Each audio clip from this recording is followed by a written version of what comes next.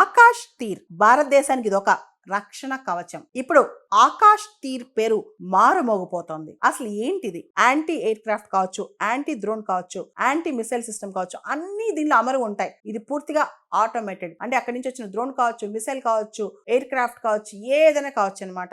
దేని తిప్పికొట్టగలిగే మెకానిజం అది అక్కడ ఉంటుంది అనమాట. ముఖ్యంగా ఇది ఎయిర్ డిఫెన్స్ గన్స్ కావచ్చు, లేదా S-400 కావచ్చు, ఆకాశ్ మిసైల్స్ కావచ్చు, ఒకటా రెండా, ఏది ఎక్కడ ఎప్పుడు వాడాలో ఇది పూర్తి స్థాయిలో అబ్జర్వ్ చేస్తూ రియల్ టైం మన దగ్గరకు వస్తున్న ప్రొజెక్టైల్స్ ని ముందే కనిపెట్టుద్ది అనమాట.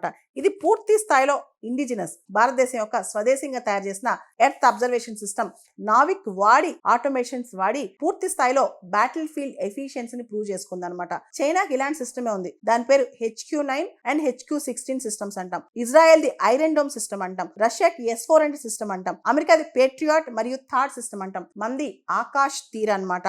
సో ప్రపంచం మొత్తంలో కల్లా ఇజ్రాయెల్లో ఉన్న ఐరన్ డోమ్ మనం గమనిస్తే రీసెంట్ గా ఇరాన్ ఇజ్రాయెల్ పైన మిసైల్స్ వేసినా సరే తట్టుకోగలిగింది. సో ఇజ్రాయెల్లో ఉన్న ఐరన్ డోమ్ చాలా ప్రూవ్ చేసుకుంది. సో ఇప్పుడు మన ఆకాష్ తీర్ ఏదైతే పాకిస్తాన్ మన పైన మిసైల్స్ డ్రోన్స్ వదిలిందో ఆ టైంలో మనం చాలా చాకచక్యంగా ఆకాష్ తీర్ వాడి అన్ని కనుక్కోగలిగాం అనమాట. ఆకాష్ తీర్ అనేది అన్సీన్ వాల్, అంటే కనిపించకుండా ఆకాశంలో ఉన్న ఒక గోడ లాంటిది అనమాట. మనల్ని అద్భుతంగా ప్రొటెక్ట్ చేస్తుంది. ఇది ఒక బరాజ్ ఆఫ్ మిసైల్స్, చాలా కుప్పలుగా వచ్చిన మిసైల్స్ అన్నిటిని తిప్పి కొట్టగలిగింది.